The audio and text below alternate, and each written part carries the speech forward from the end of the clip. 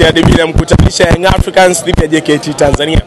Lakini safari hii imetiwa ndimu, nguvu na msuli wa kutosha na ndugu zetu wa karibu Eagle Motors. Kabla sijakwambia tunaondokea wapi na kuona namna ambavyo mazingira yalivyo, nikupe taarifa nzuri kuhusu Eagle Motors ambao wao ndio watupa nguvu sisi Mpenja TV hii leo kuanza safari kutoka hapa Dar es Salaam kuelekea pale Tanga kuwa mashuhuda wa nusu finali ya kombe la CRDB. Nani anakata tiketi ya kwenda finali ya kombe hilo msimu huu? Ni Young Africans au ni JKT Tanzania?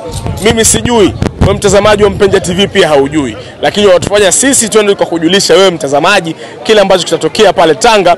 Ni Eagle Motors ambao hao ni wauzaji wa magari kutoka hapa Dar es Salaam.